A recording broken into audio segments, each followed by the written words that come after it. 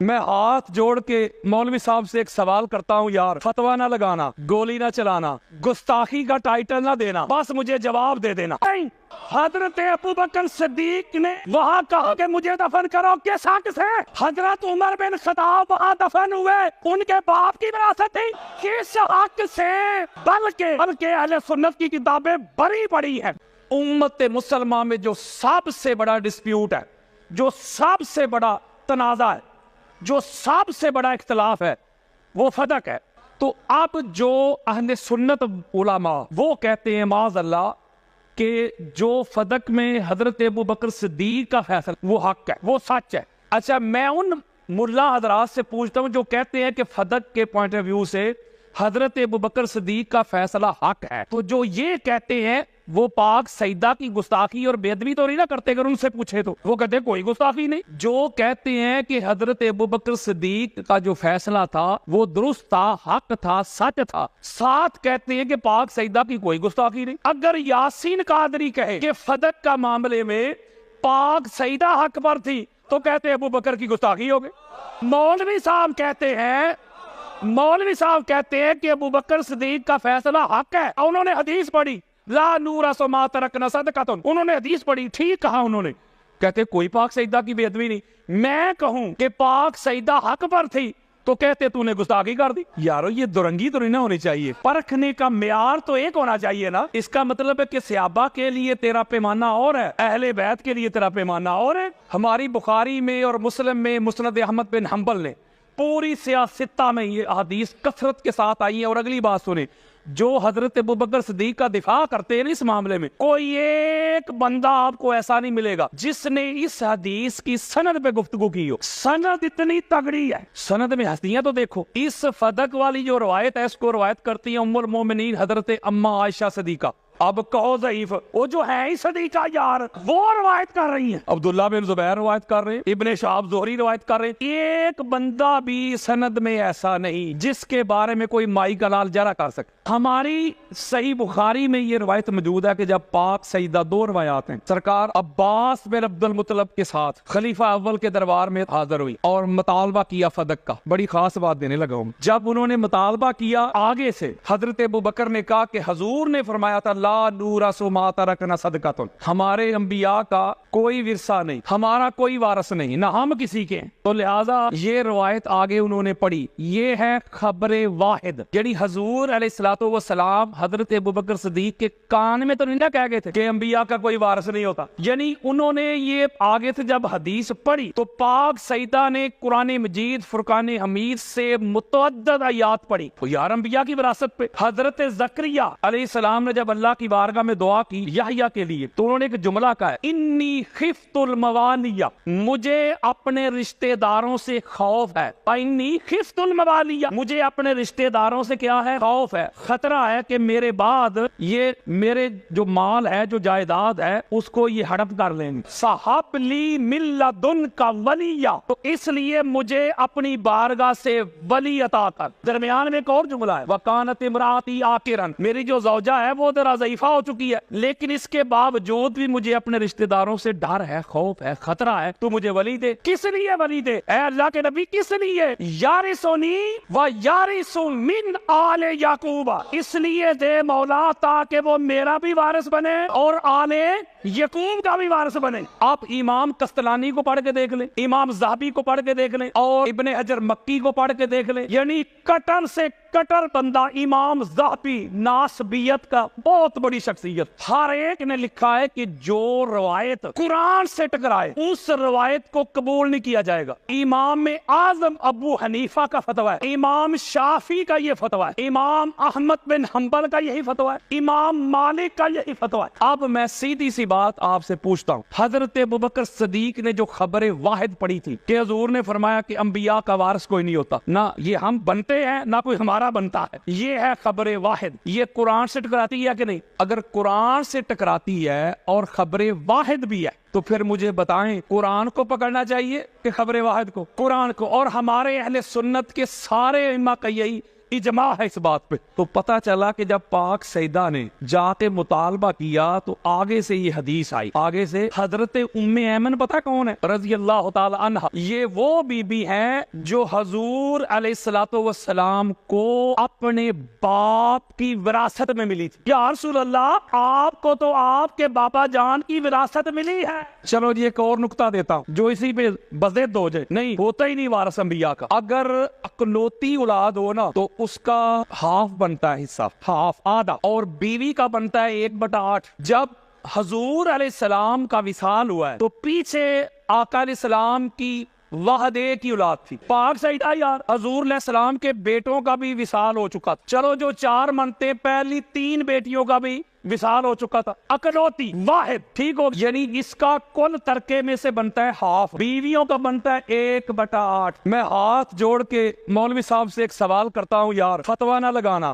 گولی نہ چلانا، گستاخی کا ٹائٹل نہ دینا، بس مجھے جواب دے دینا۔ آپ کہتے ہیں کہ حضرت ابوبکر صدیق نے کہا کہ انبیاء کی وراثت نہیں ہوتی، اس لیے جب حضور کی وراثت ہے ہی نہیں تو حضور علیہ السلام کا جو چھوڑا ہوا ترکہ ہے اس میں سے بی بی آپ کو کچھ نہیں ملے گا۔ بخاری میں لفظ ہے ایک چیز نہیں ملے گی، ایک شے نہیں ملے گی۔ میں ہاتھ جوڑ کے پوچھتا ہوں، کسی کے بڑے قبروں سے بھی نکل کے آ جائیں گے، کوئی مائی کا لال میری بات کو رد نہیں کر سکے گا۔ بیٹی جو ساری ترکے کی وارثہ تھی اس کو تو کچھ نہیں ملا، اور بیویاں جو 1/8 کی حصہ دار تھی۔ میں پوچھتا ہوں مولوی سے، کوئی ضعیف روایت بھی لے کے آ، میں وہ بھی قبول کروں گا کہ حضرت ابوبکر صدیق نے کہا کہ بیٹا عائشہ، انبیاء کی وراثت نہیں ہوتی۔ جب تک حضور ظاہراً حیات تھے آپ کو اجازت تھی کہ رسول اللہ کے گھر میں رہے، اب چونکہ رسول اللہ کا ہو گیا وصال تو وراثت ان کی ہے ہی نہیں، وارث کسی نے بننا ہی نہیں، تو رسول کا گھر چھوڑے اور میرے گھر میں آئے۔ آپ استلانی کو پڑھ کے دیکھ لیں، الاستیاب کو پڑھ کے دیکھ لیں، عزد الغابہ کو پڑھ کے دیکھ لیں، امات الدین ابن کثیر کی البدایہ والنہایہ پڑھ کے دیکھ لیں، تاریخ طبری پڑھ کے دیکھ لیں، ابن خلدون کو پڑھ کے دیکھ لیں، ابن حشام کو پڑھ کے دیکھ لیں، بخاری سے لے کے ترمذی تک، ترمذی سے لے کے حاکم تک، کوئی چیلنج کاروں کتاب لے کے آ جائے میرے سامنے۔ ام المومنین حضرت عائشہ صدیقہ ساری زندگی جس گھر میں رہی ہیں وہ ابوبکر کا گھر نہیں تھا، وہ پاک محمد کا گھر، بلکہ یہ بھی روایات میں آتا ہے کہ ایک وقت ایسا آیا کہ بی بی کا ہاتھ ذرا تنگ تھا، پیسوں کی ضرورت پڑ گئی یار، اور سنیت بتا رہا ہوں یار، انہوں نے گھر کا کچھ تھوڑا سا حصہ فروخت بھی کیا تھا۔ اور اگلی بات سن لیں، اگلی سنیں، یہ وہی گھر تھا ماں بین بیتی و منبری روضۃ من ریاض الجنہ، مصطفیٰ کا گھر تھا نا، حضور کا گھر، حضور کے وصال کے بعد رہی۔ میں پوچھتا ہوں مولوی کس حق سے رہی؟ حضرت ابوبکر صدیق نے وہاں کہا کہ مجھے دفن کرو، کس حق سے؟ حضرت عمر بن خطاب وہاں دفن ہوئے، ان کے باپ کی وراثت تھی، کس حق سے؟ بلکہ اہل سنت کی کتابیں بڑی پڑی ہیں۔ جب مولا حسن علیہ السلام کا ان کی شہادت ہوئی، ان کی جب تدفین ہونے لگی تو حضور علیہ السلام کے ساتھ کرنا چاہتے تھے مولا حسین بادشاہ سرکار، اور ام المومنین حضرت عائشہ صدیقہ سے پوچھا گیا جا، انہوں نے کہا نہیں یہ جگہ میں نے اپنے لیے رکھی ہوئی ہے، بڑی خاص بات ہے بچوں سے کتاب نے، یہ جگہ میرے اپنے لیے، میں اجازت ہی نہیں دوں گی۔ ان کو دفن نہیں ہونے دیا، بلکہ مروان بن حکم لعنتی نے اپنے پورے ساتھیوں سمیت مولا حسن بادشاہ سرکار کے جنازے پہ تیروں کا می برسایا۔ یارو جن کا حق ہی نہیں بنتا، نبی کی وراثت ہی نہیں ہوتی، تو یہ کیسے بن گئے؟ جب نبی کی وراثت تقسیم نہیں ہوتی ذرا عدل کے ساتھ فیصلہ کیجئے گا۔ جو آگے الفاظ ہے نا بخاری میں مسلم میں، جب بی بی نے دلائل دیے، جب بات قبول نہ کی گئی تو پھر الفاظ آگے بخاری میں مسلم میں مسند احمد بن حنبل، فہاجرت فغاضب، کہ پاک سیدہ پھر غضبناک ہو گئی، ناراض ہو گئی، خفا ہو گئی، طلاق توڑ لیا، لا تکلمہ حتی ماتت، یہاں تک جب تک پاک سیدہ ظاہراً حیات رہی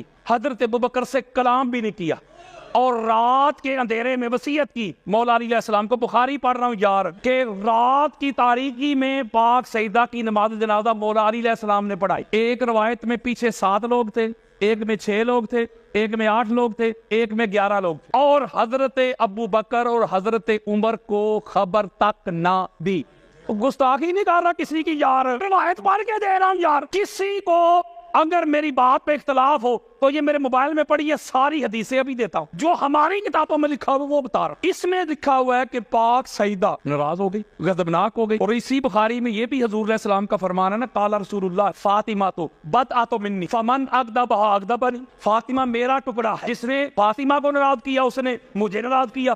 اور ایک اور روایت جس کو امام حاکم المستدرک میں لے کے آئے، امام احمد بن حنبل نے بھی لیا، آقا علیہ الصلوۃ والسلام نے فرمایا کہ ان اللہ یغضب لغضبک ویرضی لرضاک، اے بیٹی فاطمہ جس سے تو ناراض ہوتی ہے، جس سے تو غضبناک ہوتی ہے اس سے اللہ ناراض ہوتا ہے، اور جس سے تو راضی ہوتی ہے اس سے اللہ راضی ہوگا۔ جس سے اللہ راضی ہو وہ کون ہوتا ہے؟ رضی اللہ۔ فرض کریں مجھ سے اللہ راضی ہے، میں رضی اللہ، بھائی سے اللہ راضی ہے، یہ رضی اللہ ہے۔ کس کو رضی اللہ کہنا ہے تو رضی اللہ کہنے سے پہلے، لکھنے سے پہلے پڑھ مار لیا کر، اگر تو اس رضی اللہ پہ بطول راضی ہے تو وہ رضی اللہ ہے، اگر بطول راضی نہیں تو رضی اللہ نہیں، لعنت اللہ۔ میں کسی رضی اللہ کا نام ہی نہیں لے رہا، وہ شریعت دے رہا ہوں۔ حضور نے فرمایا جس سے فاطمہ راضی ہو میں راضی، جس سے فاطمہ ناراض میں ناراض۔ اور آگے کہا کہ کچھ لوگ ایسے بھی ہوں گے جو توحید کی بات کریں گے، وہ اللہ کافی والوں، اللہ کافی والوں کو حضور نے کہا پھر سنو اللہ بھی اس سے راضی ہے جس سے بطول نہ دے۔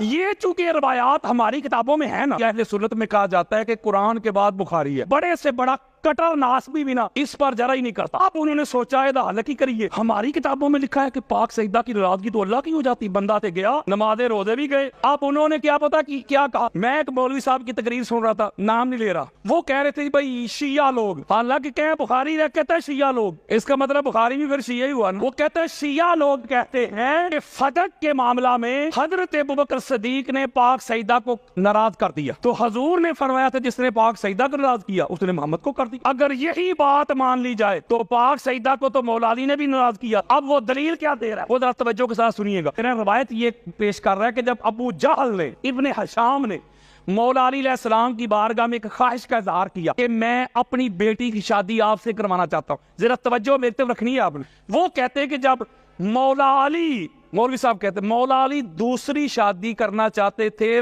پاک سیدہ کی ظاہراً موجودگی میں، تو پاک سیدہ خفا ہو گئی، ناراض ہو گئی مولا علی علیہ السلام پہ، اپنے بابا جان کے گھر چلی گئی، اور حضور علیہ السلام نے بڑا ایک جلالی خطبہ دی کہ رسول اللہ کی بیٹی اور دشمن رسول کی بیٹی ایک جگہ پہ اکٹھی جمع نہیں ہو سکتی، لہذا وہ کہتے ہیں کہ مولا علی علیہ السلام نے بھی تو پاک سیدہ کو ناراض کیا۔ توجہ کے ساتھ یہ نقطہ سمجھے، جواب دینے لگا۔ قرآن کا فیصلہ ہے، کیا ایمان والا کرو شادیاں 2 2 3 3 4 4 اگر تم افورڈ کر سکتے ہو، یہ شریعت ہے کہ نہیں؟ قرآن کہتا ہے کہ کرو۔ فرض کریں مولا علی علیہ السلام نے خواہش کا اظہار نہیں کیا، اس طرف سے آیا تھا، مولا علی علیہ السلام اگر پاک سیدہ کے ہوتے ہوئے دوسرا نکاح کرتے تو کہ اللہ کے دین سے انحراف تھا، یعنی جائز تھا نا۔ مولا علی علیہ السلام نے پاک سیدہ خفا نہ ہو، ناراض نہ ہو، ان کی طبیعت پہ کوئی بوجھ نہ آئے، تو لہذا جائز کام ہے، اللہ اور اللہ کے رسول نے مجھے اجازت دی ہوئی ہے، جائز ہے، لیکن پاک سیدہ ناراض نہ ہو،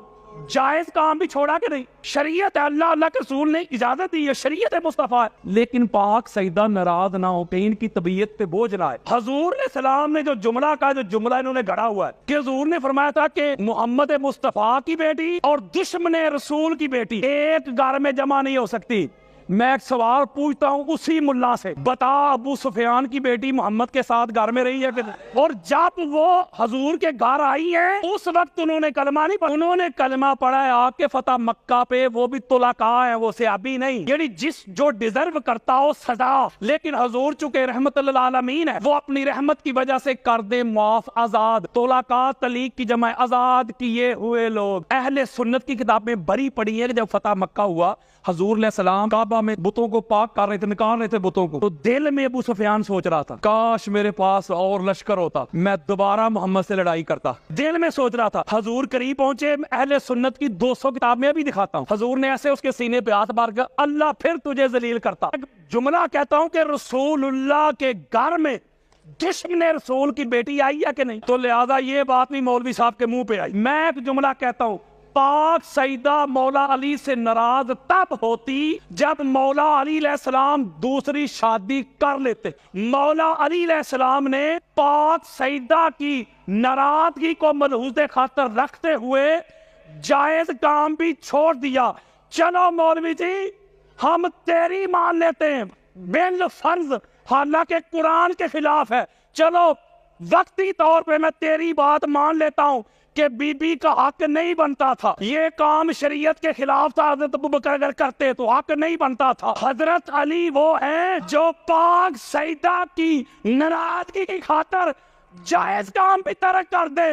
اگر حضرت ابوبکر کو اتنا خدشہ ہوتا